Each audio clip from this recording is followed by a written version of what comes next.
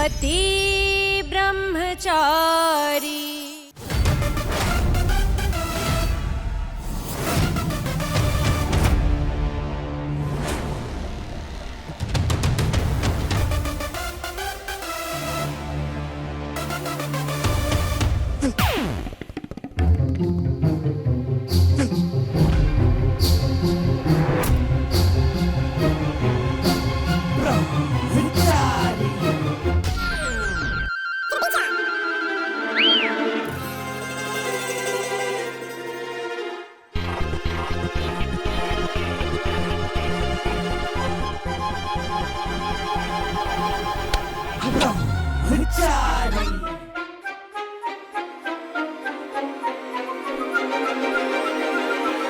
क्या रे ऋतिक रोशन, कहाँ जा रहा है टशन में?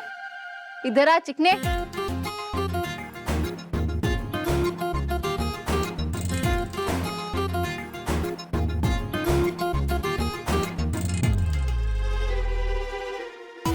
में नाटक करके दिल नहीं भरा क्या, जो यहाँ बाहर मोहल्ले में भी शुरू हो गई? और ये क्या, ये जगह मिली है मारने के लिए? ये क्या कर क्या रही हैं आप? वही जो तुम करते हो सारा दिन। देखना, एक दिन गुंडागर्दी में तुम्हें भी पीछे छोड़ दूंगी। अच्छा, गुंडे बनेंगे आप? दिमाग खराब करके रखती है। ये लड़के, छड़ी से लड़की को डरा रहा है? मेरी इतनी हिम्मत, मैं इन्हें डराऊंगा? हाँ? मैं खुद डरा हुआ। ये किसी से नहीं डरती, आप समझाइए इन्हें। आप वर्दी में शायद से समझ जाएं, आपसे डर जाएं। ये मुझे छेड़ रही थी। ये बेचारी भोली भाली सीधी लड़की तुझे छेड़ रही है? हाँ? और कोई नहीं मिला? पुलिस वाले के साथ मजाक कर रहा है? ये देखिए देखिए देखिए देखिए क्या ऐसे ही करती है। जब भी मुझे देखती है यही सब करते रहती है। तो दिमाग खराब नहीं होगा? आप नहीं समझेंगे यार, आप जाइए यहाँ से, चलिए। पुलिस वाले को बताएगा क्या करना है? हाँ? बताऊं क्या तुझे? यार क्या समझाएंगे आप? सर, ये मेरे पति है, मुझसे थोड़े से नाराज है, इसलिए आपसे मेरी कंप्लेन कर रहे हैं। पर ये दिल के बहुत अच्छे हैं। कैसे पति पत्नी हो यार? पुलिस वाले का टाइम खराब कर रहे हो। जाओ यहाँ से, पता नहीं कहाँ से चले आते हैं। भर गया मन आपका? तो चले सब्जी खरीदने, पति ब्रह्मचारी जी। हाय काव्या, मैं तुम्हारे मोहल्ले में आ चुका हूँ। या तो तुम मुझसे बाहर मिलने आओ, नहीं तो मैं तुम्हारे घर के अंदर आता हूँ। हाय काव्या, मैं तुम्हारे मोहल्ले के बाहर खड़ा हूँ। या तो तुम बाहर आओ, वरना मैं आता हूँ तुम्हारे घर में।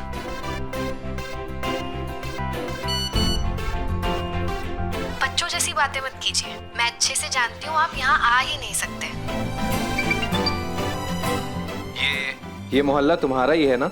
मैं तो आ गया हूँ, वो भी इतनी रात में। ये तो सच में आ गए। और के पीछे सूरज भैया और ईशा भाभी भी है, कहीं इन्हें देख ना ले।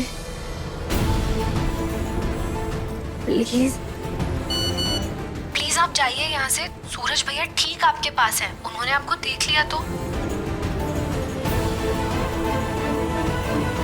आज जिसे देखना है देखने दो। आज जिसे देखना है देखने दो। मैं कहीं नहीं जाने वाला। आप ना बच्चों जैसे जिद्दी हैं।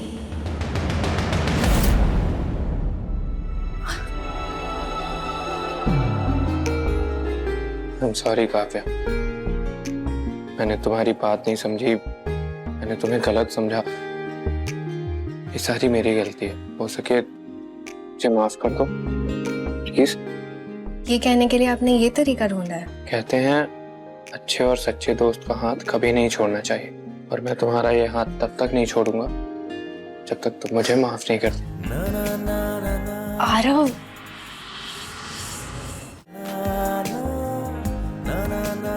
अच्छा ठीक है, माफ किया। अब आप प्लीज जाइए जल्दी। थैंक यू काव्या,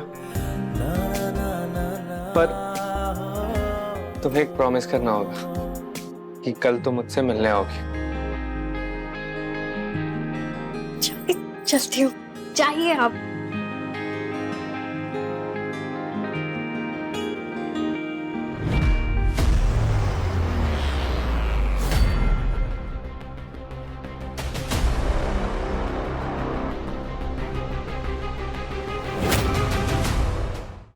तू कहाँ गई थी? कहीं नहीं। और तू ज्यादा हुक्म मत चला मुझ पर। मुझे बहुत अच्छे से पता है क्या करना चाहिए क्या नहीं, समझी ना?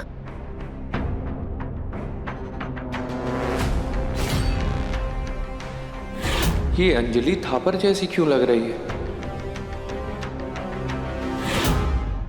अंजलि थापर यहाँ रहती है,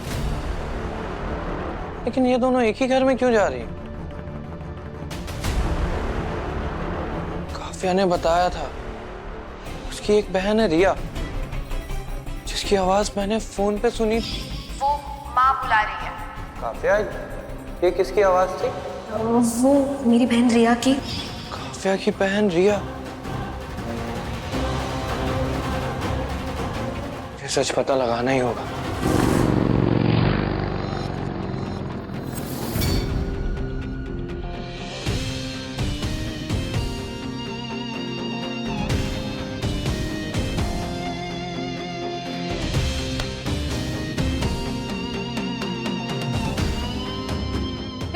सब्जी वाले, ये सब सौदा छोड़ और मैं जो बोल रही हूँ वो इसमें डाल। चल।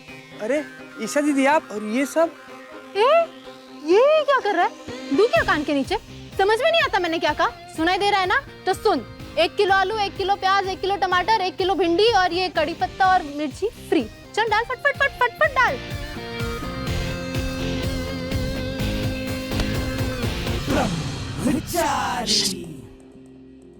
कर क्या रही हैं आप?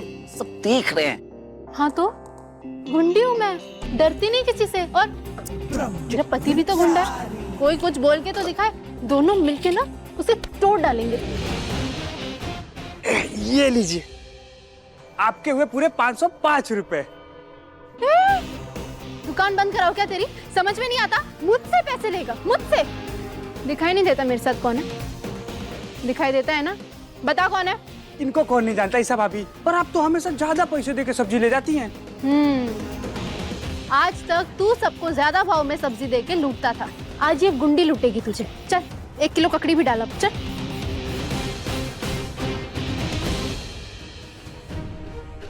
भगवान जी, इस गरीब के साथ बदतमीजी करने के लिए मुझे माफ कर देना।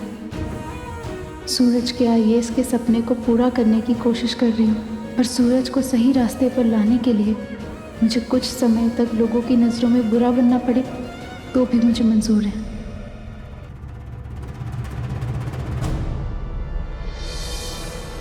ये ले।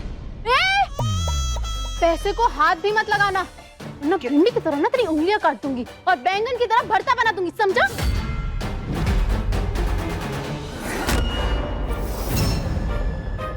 सूरज, गुंडे पैसे वसूलते हैं, दान नहीं देते। भूल गए क्या? गुंडागर्दी का यही सबसे पहला नियम है। पकड़ो इसे।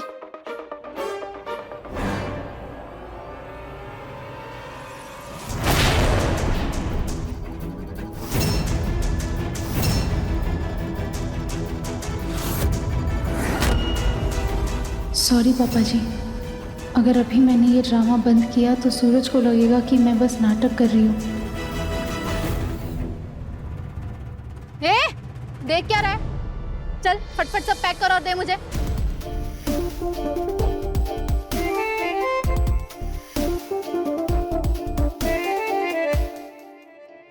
ये लो भाई साहब, अरविंद भाई साहब अपनी पूरी जिंदगी बच्चों को उसूल और आदर्श की किताबें पढ़ाने में घिस रहे, और उनके खुद के बेटे और बहू यहाँ पे गुंडागर्दी कर रहे हैं।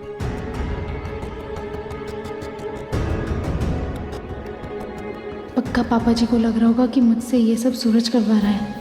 नहीं नहीं नहीं, मैं ये इल्ज़ाम सूरज पर नहीं लगने दे सकती, पर पंगा तो मैंने खुद लिया है। अब क्या करूँ, कैसे संभालूं?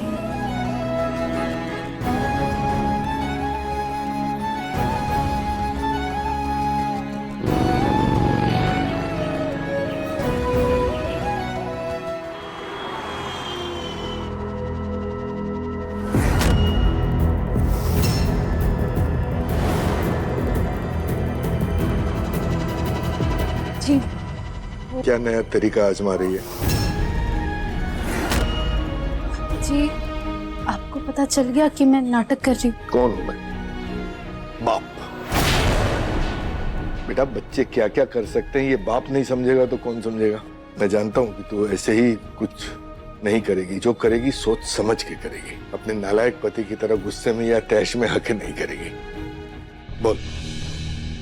पापा जी, हम चाहे कितने ही मजबूत क्यों ना हो, पर वक्त और हालात के आगे हम कभी ना कभी कमजोर पड़ ही जाते हैं। मैंने भी अपने आईएएस बनने के सपने को पीछे छोड़ दिया था, तब सूरज ने मुझे हिम्मत दी थी। सूरज ने भी उस उम्मीद का साथ छोड़ दिया पापा जी, तो मैं बस उसकी उस उम्मीद को जगाने की कोशिश कर रही हूँ। अगर सूरज जिद्दी है ना, तो उसकी पत्नी भी इस बार हार नहीं मानेगी। ताई मेरा सपना है आईएएस बनना। रातों की नींद जलाकर ही तो अपना सपना पूरा कर पाऊंगा। हर बाप ना अपने बेटे को ही जीतना देखना चाहता है।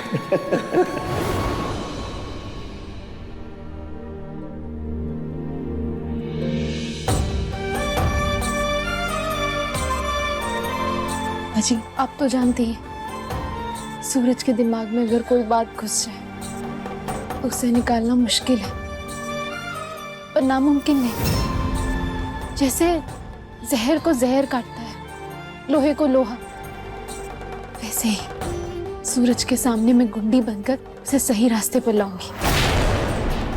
पापा जी, मेरी भी जिद है कि मैं उसे आईएएस की एग्जाम दिलवा के रहूंगी। आईएएस की तैयारी करने वाला सूरज, लगता है जैसे पिछले जन्म की बात हो।